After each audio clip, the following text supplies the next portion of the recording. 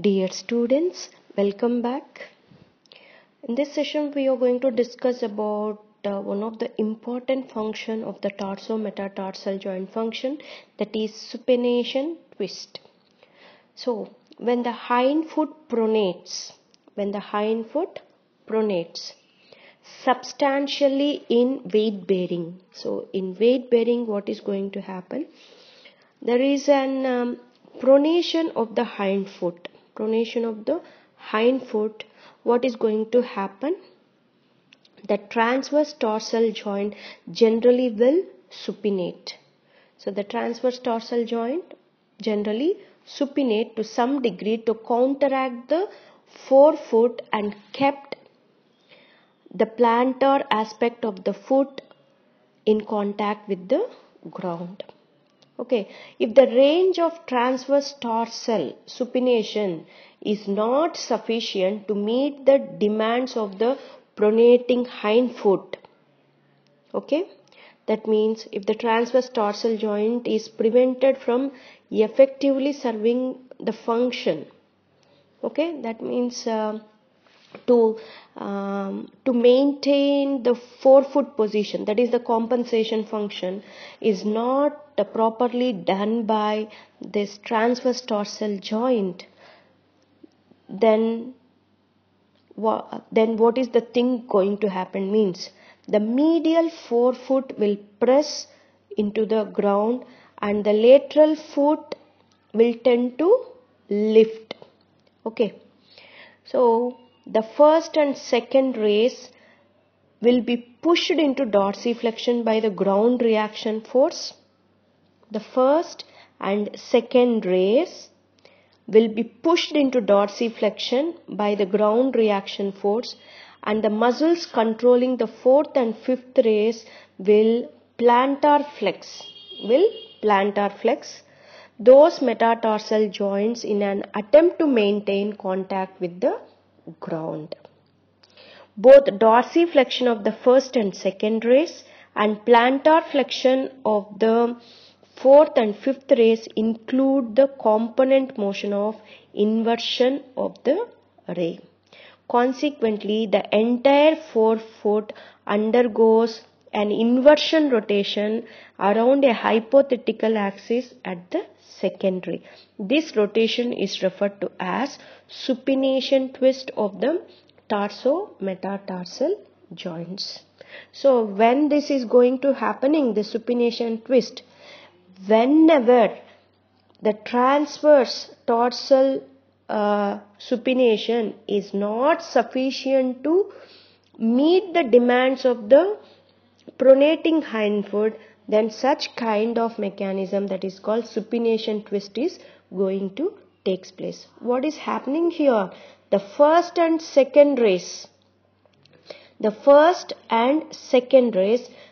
will be pushed into dorsiflexion, by the ground reaction force. Okay, that means what happens? The medial foot is going to press the ground. Going to press the ground. So medial foot is going to press the ground, and the lateral foot, what is going to happen on the lateral foot? Tend to lift. The lateral foot is going to tend to lift. Okay,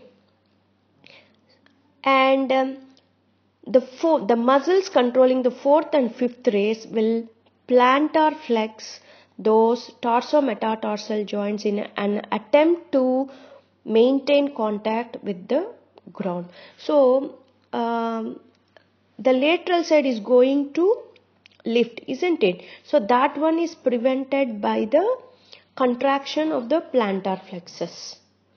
Okay, this is the all these movements are going to take place on the hypothetical axis of the second ray. So such kind of rotation is referred to as supination twist of the tarso-metatarsal joints. Here you can see an example here. Supination twist of the forefoot in this diagram shows the response of the segments of the foot to a strong pronation. Here we can see the extreme pronation of the hind foot. Okay, we can see here strong pronation torque across the subtalar joint that may be caused either by strong medial rotatory force of the leg or from the leg, or by inadequate support of the arch, that means the ground level. Okay, so the calcaneus everts, the calcaneum is going to evert, and the talus plantar flexus and adducts. With sufficient pronation, the navicular bone is pushed downwards.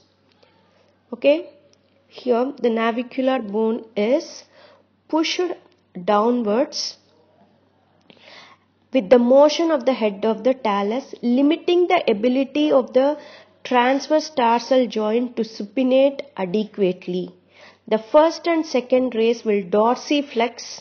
So here we can see the dorsiflex, okay, and invert, whereas the fourth and fifth ray will plantar flex and invert, which results in supination twist of the tarso-metatarsal joints to attempt adequately adjust the forefoot to the ground. So this is called as supination twist. Because the five tarso-metatarsal joints have some independence, the configuration of the forefeet in a supination twist can vary according to the weight bearing needs of the foot and as well as the terrain. In the next session we are going to discuss about the pronation twist. Thank you.